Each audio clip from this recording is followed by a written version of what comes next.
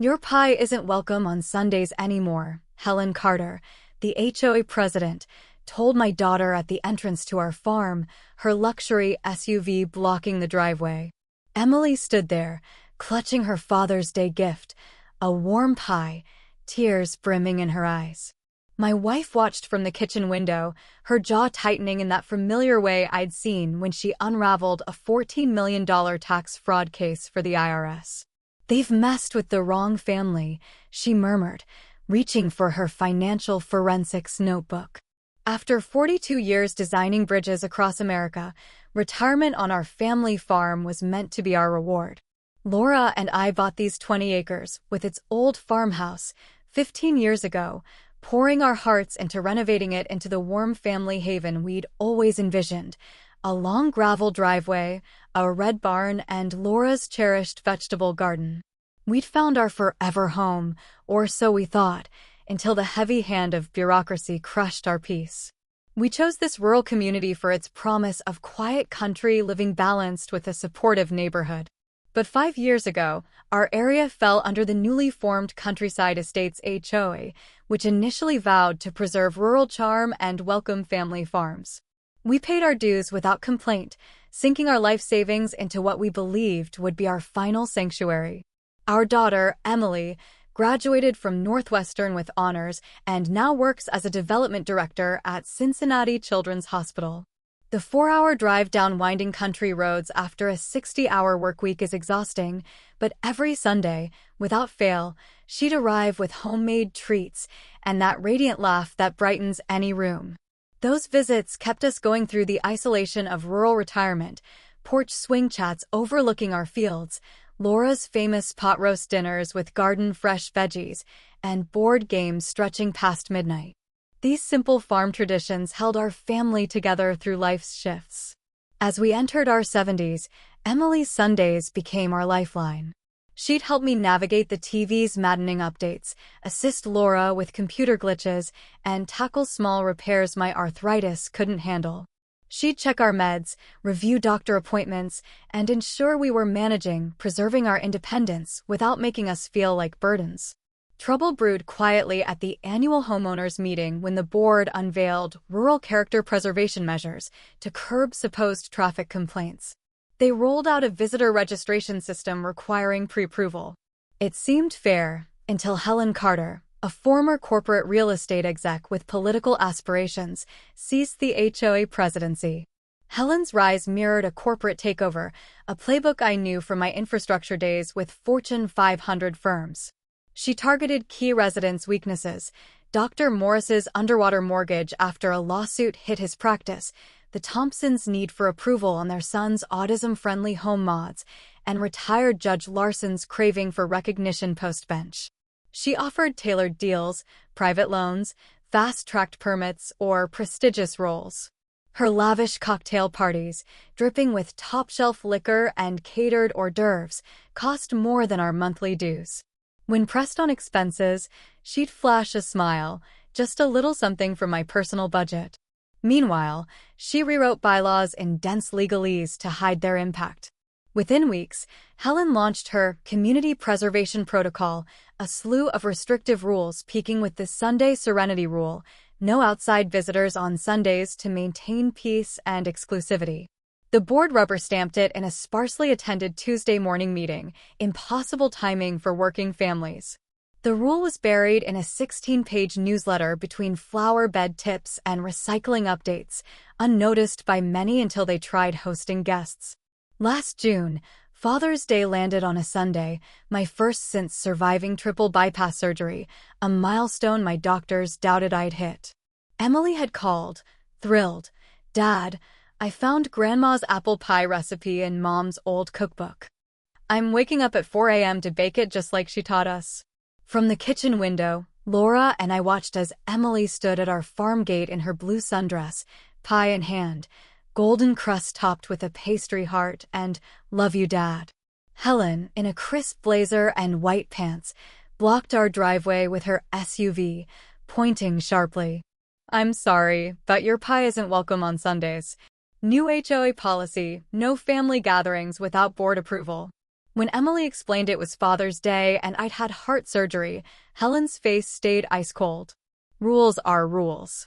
One exception, and everyone wants special treatment. We watched Emily turn away, shoulders shaking with sobs, the pie, a 3-generation tradition, clutched to her chest. Please, it's Father's Day. I drove 4 hours to see my dad, she pleaded, voice breaking. Helen stood firm, board's orders. No exceptions. From our porch, we saw our only child walk off, wiping tears, shattering our trust in this community's decency. That evening, from our barn loft, I spotted Helen hosting 8 guests on her modernized farmhouse deck across the road, laughter, music, and clinking wine glasses late into the night. Out-of-state luxury cars lined her driveway undisturbed. The hypocrisy stung. The next Tuesday, I stormed into the HOA meeting, fury blazing. The converted barn meeting space buzzed with tension as farmers and homeowners whispered, "This is outrageous." I shouted, "You've made rules that split families. My daughter couldn't visit on Father's Day because of your Sunday ban." Helen adjusted her blazer, pearls glinting, her corporate smile unwavering. "Mr. Davis, I get your frustration, but these rules protect everyone. We've had complaints about traffic, noise, and security." "What complaints? From whom?" I shot back, scanning the room. Neighbors nodded. Tom Harper, a retired principal with 10 acres of beehives, spoke up. "My son's family was turned away last weekend. Their kids missed our fishing day." Grace Miller, widowed after 57 years on her orchard, added softly, "My sister flew from Oregon to help after my husband died. She was barred on Sunday, her only flight day." Stories piled up, families disrupted, support severed. Helen kept her cool, knuckles whitening on her portfolio. "Change is tough, but it's for the greater good. Property values are up 12% since we tightened security." Laura sat beside me, silent but focused, the IRS look. Her hand squeezed mine under the table. The meeting ended with empty promises to review feedback. Walking home, Laura broke her silence. "John, did you see Helen had 6 cars in her driveway last Sunday?" She was right, we'd seen her party from our loft. "One rule for them, another for us," I grumbled. Laura paused, her gaze distant. "Something's off, John. And if retirement hasn't changed me, it's that you follow the money." "Exactly," I said, hope flickering. Money always tells the truth. Laura wasn't just an IRS retiree, she was a legend in financial forensics. Her 27-year career honed her knack for spotting hidden patterns.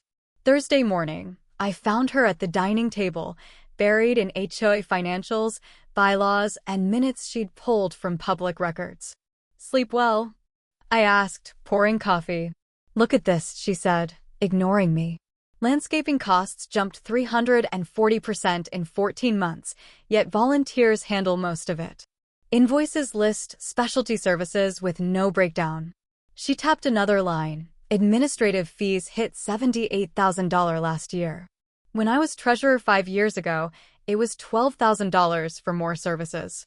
Rural road maintenance costs gnawed at her, quoted at $45,000. The final bill was $137,000, with $92,000 vaguely tied to specialized rural engineering, sans details. She charted timelines linking board appointments to financial oddities, cross-referencing vendors with county records. Over coffee on our porch, she dissected it with David Pierce, her old IRS colleague. "Classic shell game," David muttered, peering through glasses. "They're shuffling money to hide spending, splitting big purchases into smaller invoices across categories." Laura nodded. 3 vendor letterheads, same typos. "I'd bet their shells feeding one account." David whistled. "Like Minneapolis, $14 million recovered from invoice quirks. This is smaller, but the pattern's identical. Someone's using HOA funds like their piggy bank."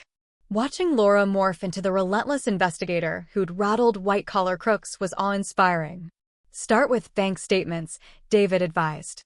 "Track the cash, not just reports." Laura's eyes narrowed. "John, we'll need help." These records are deliberately incomplete. She requested full financials, our legal right as homeowners. 3 days later, a cease and desist letter arrived from Henderson, Brooks, and Lane, a high-end law firm, claiming her inquiries were harassment and threatening fines. The overblown response screamed red flags. Laura smiled. They're scared, John. Lawyers mean they're hiding something big. Should we stop? I asked, worried about legal costs on our fixed income. State law's on our side, she said. This is bluffing. 3 days later, a plain envelope appeared in our door. No postmark, just a note. Stop asking questions before you regret it. A chill hit me. That's criminal, I said, reaching for the phone. Laura stopped me. It's intimidation, not a threat. They want us to fold. We need more proof before cops. How are you calm? I demanded. I've seen this before, she said, sealing the note in plastic. Powerful people follow a pattern: obstruction, intimidation, harassment. We prep for the next step. Our friendly neighborhood shifted, conversations cut short, event invites vanished. Allies like Frank Sullivan apologized tearfully, their threatening assessments for landscape violations. I can't afford it. His pristine yard now had gnome violations, costing 3 months of meds. Fear spread fast among retirees on tight budgets. The stress hit me hard, blood pressure spikes. Then atrial fibrillation landed me in the hospital for 3 nights. Emily rushed down but couldn't visit Sunday during my recovery, allowed Wednesday as a healthcare provider, not Sunday as family. The absurdity of it burned. I shouldn't have picked an HOA place, I told Laura that night, sorting new meds. We're too old to move, but I hate this trap. Don't quit yet, she said, resolute. They're fighting too hard for this to be small. Her tablet pinged. County records showed Helen's old address tied to the security contractor and 3 other vendors, plus a $780,000 vacation home bought weeks after a $137,000 HOA. Infrastructure transfer with a $13,500 cash down payment. The contractor? A shell owned by her brother-in-law, Mike. She's running a racket with our savings, Laura said. Next day, dropping apple butter at the Morizes, Laura caught Mike installing cameras aimed at our farmhouse, claimed as wildlife monitors for a non-existent committee. A local student, Tyler, who manned road access, showed her logs. Helen's service provider exemptions let her friends bypass rules with headlight flashes or calls, arriving Sundays with casseroles while Robert Chen's daughter was denied entry with his meds. It's a 2-tier system, Laura said, showing me photos of Helen's gatherings. What are they hiding? $127 for 38, Laura announced one morning, calculator down. That's what they've siphoned in 37 months, nearly a quarter of our revenue. Our dining room became Investigation HQ, her spreadsheet tracing shady deals. $22,670 for board members' private fencing. $18,940 for Helen's vacation landscaping. $15,325 for the VP's irrigation, all snuck through emergency funds. Patricia Evans from City Planning confirmed Mike owned 3 vendors, all at one address. An architectural plan for an executive retreat, wine cellar, theater, pool would use $340,000 from reserves while services like snow removal and coffee were cut, dues hiked thrice in 18 months. Tax records showed 3 board members buying properties beyond their means, proof of undeclared cash. They're building empires with our money, Laura said.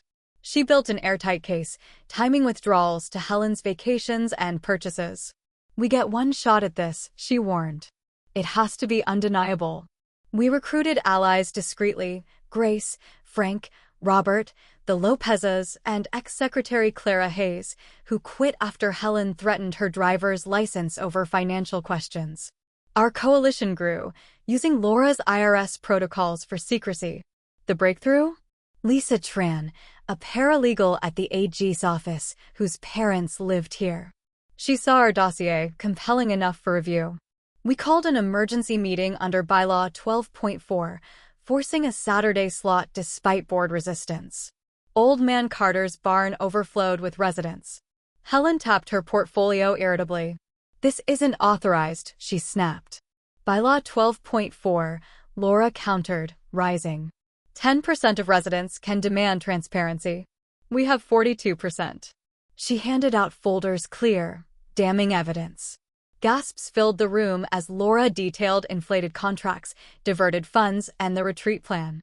They've isolated us to silence us, she said. Helen stood, spilling water. I'll sue for defamation. Truth's a defense, Laura replied. The AG's investigating. Chaos erupted, neighbors roared, board members panicked. Helen sneered, if you don't like it, move. Frank stood, cane in hand. This land's ours. You forgot whose money you're stealing. Grace followed. Our kids grew up here. This was ours first. One by one, we stood, a wall of defiance. 2 weeks later, the AG's probe hit the news. A month on, Helen and 3 board members faced charges. That next Sunday, as Laura and I sat on our porch, Emily's car rolled up, pie on the seat. Some victories aren't cash, they're the freedom to hug your kid on your own damn land.